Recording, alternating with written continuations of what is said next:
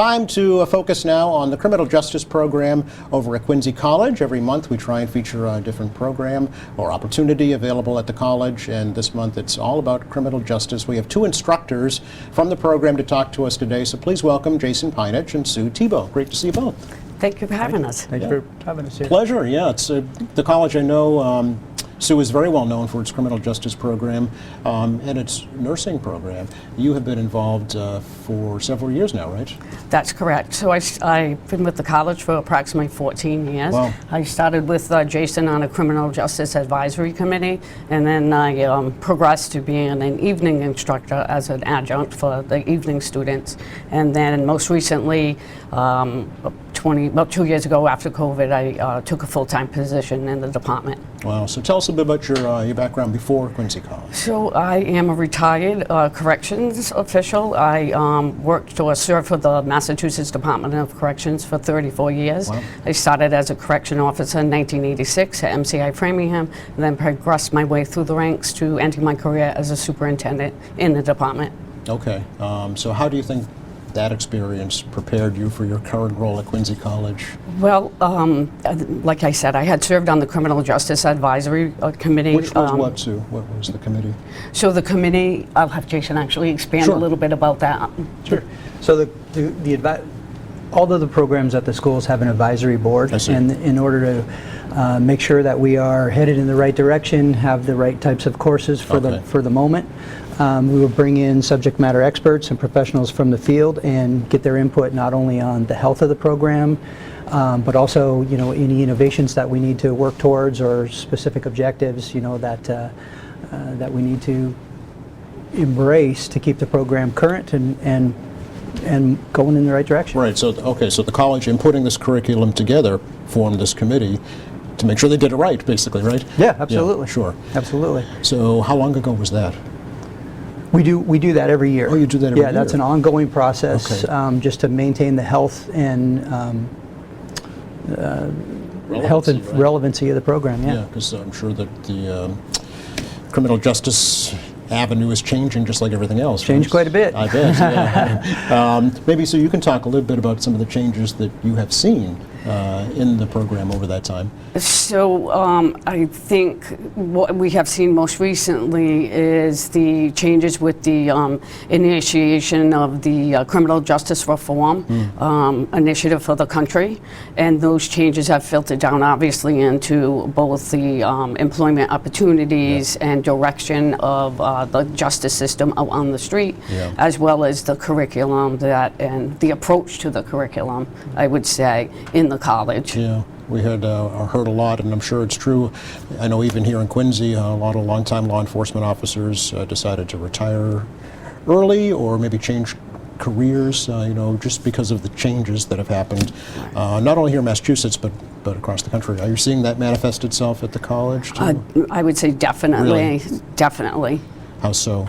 Well, we see that I don't want to say the media because we're here with the media, but I think we're not the that media. okay. So I think the kind of the exploitation of the issues that police officers face on the street, and the perspective and the interpretation of such incidents has kind of springboard off and has deterred a lot of people from wanting to either go into the field because they don't want to be accused or have to explain their responses or their actions, mostly regarding use of force, that type of thing. Sure. So being in the limelight, I think has changed people. And then the job is extremely demanding. Sure, And people don't want to do that. It's 24/7, 7 days a week, shift type of work. Yes, yeah, and it's not only the individual, but it's their families as well, right? That's correct. Yeah, it's almost like being a military personnel stationed overseas. Sure. So, Jason, let's hear a little bit about your story, your background, leading you up to this current role. Sure. So if you noticed, I enunciate my R's, which means I'm not from here. Not from here. Not from here, right? As are many people. So I grew up in Montana. Oh. And I had a career prior to coming to the criminal justice system, but I was looking for some kind of a career opportunity where I could give back a little bit, you know, sort of help out my community, right? So, sort of an altruistic spirit. In Montana? In Montana. Okay. So I engaged in a law enforcement career. This was back in about '96. So you were a police officer? So I was a police officer Okay. in Montana, and I wanted to go into the federal system, and that requires a 4-year degree or military background. So I left the police department, went for a 4-year degree in another state, and eventually got married and came out to Massachusetts. And same as Sue, did some adjunct work while I was here, and the opportunity came open at Quincy College, and so I've been there for about 14 years now. Really? Yeah. Okay. Has it been fulfilling for you? Has it been rewarding since what you hoped to achieve? Absolutely. Really? Absolutely. Yeah. It is a great way to, I think, guide individuals going into the field, and hopefully help set them straight as to what the field is about, and what people expect. The idea of constitutional policing, and we hear a lot today about social justice. Yeah. Those are themes that have always been in policing, right? And so it's been a great pleasure to work there. We have a very great, at Quincy College, we have a very great relationship with Curry College. So we are able to see our students matriculate from a 2-year program into a 4-year program, and kind of watch them blossom, towards their career goals. Right. And this is a great place to do that. So can we talk a little bit about the actual program itself at Quincy College? If a student enrolls in criminal justice, what is the curriculum? What is it that they learn? Yeah, so we have of course the college core, right, classes, but within the criminal justice department, we have a core curriculum, criminal law, intro to criminal justice, criminology, juvenile delinquency, criminal procedure, courses like that. They're foundational courses, Okay. right, to go forward. Okay. And then, of course, we have a set of electives that students take. So some students come in, they want to be in an enforcement type of role, right? So we have electives that are geared towards, line level patrol work, Okay. in policing. We also have electives for the students who want to be more human services oriented, right? Quite a few of our people, they want to get into rehabilitation or things of that nature, Okay. right? So there's, students can begin to shape their career from the very beginning that they enter into the college, Yeah. right? Yeah. So they And can follow, it sounds like 2 tracks they could follow, basically, right? generally speaking, those are kind of the two tracks that are in there. Okay. Some students want to find that they are very interested in law, and so they kind of start looking towards the legal profession. And of course, the college has the paralegal program that serves that community as well. So they, we blend those classes within the elective system. I see. Okay. And then we have a 3+1 articulation agreement with Curry College, where the students can progress through our program and again matriculate into Curry and finish up over there Finished with a bachelor's. with a bachelor's At degree. the end of Yes. that. But for students who graduate from the Quincy College program, it would be an associate's? Would be an associate in degree. science, I'm guessing? Or- Yeah. Yes, okay. What would they be qualified or prepared to do right out of Quincy College? So if that's where they're going to stop, Yep. the majority of them will go towards a policing career. Okay. Yeah. Okay. Sue, let me tell us a little bit about your course offerings and your curriculum. So you're coming at it from a different perspective, So right? Jason and I work together. We teach the same courses. Okay. So on that graduation with that degree. So for positions like any other discipline within criminal justice. So you have the policing, you have the courts, and then you have corrections. Corrections, right, There's yeah. a lot of financial advantages to getting the degree. So that for most of them in Massachusetts, their union contracts would have a clause that if they did have a degree, got a degree, in addition to have an opportunity for that degree to be paid for, the employee would get a financial benefit in their salary, which would be included long-term in their retirement. Oh, I see. So Okay. it's it's an incentive. Yes. It's an incentive to get your education. Yeah. So are there opportunities in, corrections? Is there a need for that right now? So, as Jason said, so the criminal justice isn't just about the law enforcement. So those students who are interested in other aspects of that criminal justice field, Yeah. who may want to go into the rehabilitation, reentry type Yeah. of things, Yeah. there's tons of opportunities. Yeah. We also try to not steer the student, but marry them up with other departments at Quincy College. Mm-hmm. This is the psychology department, the sociology department, human services, so they can. There's a lots of jobs in criminal justice. Okay. So if they're pursuing, even let's say they're pursuing a degree in psychology and they're looking to be mental health clinicians, Yes.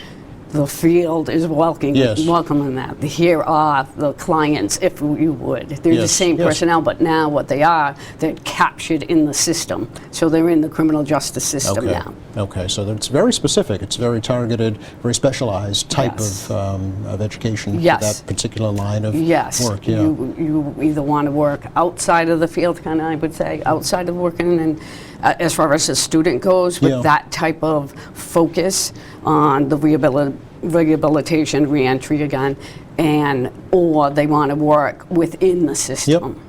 So Yep. they want to work outside the system, or they want to get work where they're law-involved people. Would you kind of talk about the typical student in the program? Are there younger students? Are they coming from certain backgrounds? So Are we- there so more we men have- than women, or is it we've- just? We kind of have a diversity in the sense that we have a very robust online program. Oh, and I really? think we were one of the first colleges in Massachusetts to have our criminal justice program online. okay. And so that audience appears to be that working student. That Yes. student that is getting their degree for that incentive, Yep. that enhancement in their salary. So they're working in the field. They tend to be a lot older. There is veterans involved Is that as right? well. And that's primarily our online student. Okay. Would you say that? Would you agree to that? Yeah, I think that would be certainly the majority. Okay, Right? okay. We do have traditional students who go into the online program as well for various reasons, work, childcare, things of that nature. It allows a lot of flexibility, in the life course. We have a pretty robust relationship with the Quincy High Schools Oh. and some other schools where they're doing dual enrollment programs. sure, So yeah. so those more traditional students are coming up. We participate in this activity called the Early College High School Yes. program as well, right? Yeah, we talked about that on the show prime those before. individuals. Sure, yeah. So yeah, we have veterans. So you may, if you come to a classroom, you may have a traditional college student who Right just out of high graduated school. from high Yeah, school, okay. as well as a working professional sitting right next to them who maybe has been on the job, as they say, Yes. for some number of years, right? As well as just a returning adult who is maybe seeking a different career or some kind of retraining, things of that nature. Yeah. So it's a pretty good blend Okay. All right. in the classroom. Like Sue, Jason, have you seen, I guess, folks questioning more about getting into law enforcement than years past because of, the police reform bills and different changes that have taken place Sure. in the profession? There's always more interest, or there's a cyclical nature Is there? to social interest in criminal justice, right? And certainly the criminal justice system in society has sort of a cyclic lifespan, right? There's times when criminal justice is on the top, and it's very appreciated and celebrated, and then there's the time when it's not, right? And that has happened throughout history, over and over again, right? But there is a baseline altruism, right? People, first of all, you need professionals in the criminal justice field. That field isn't going away. It's not, it's not going to be replaced by artificial intelligence. You're going to need that, right? Yeah. But the individuals who come into our program really are motivated by a sense of altruism, right? Similar to myself. They want a career where they're doing good. They want a career where they give back. And those individuals never go away, Yeah. right? So there's always a baseline interest, Some years we have a little bit more, some years we Okay. have a little bit All right. less. But that baseline interest is always there. Yeah, and it sounds like, too, through the program at Quincy College, coming in with that baseline interest, they can choose. They can kind of pick and choose which direction they want to go in, you know, law enforcement, Yeah, absolutely. corrections. And you'll see the student, you know, as they mature in the program and Yeah. as they become more aware of the variety of different jobs and roles and, you know, what fits them the best, you know, you'll see them come in with one target. Yeah. And then, you know, it'll change, you know, from time to time, Sure. right? And they'll change into a different target. Tracked, if Right, you will. different track. Yeah. How has technology impacted the way criminal justice is taught, either at Quincy College or in general? Certainly. So from an educational perspective, Yes. you know, technology has changed the game immensely. Really? Right. We have not only the in-house technology that we do, you know, learning management systems and things to just facilitate the learning a little more smoothly, but we also, you know, have the ability to bring in all these different outside tools that students would use to help them as a student, but also to broaden their perspectives. Right. Certainly, you know, the publishers that we use, you know, there is a, you know, really progressive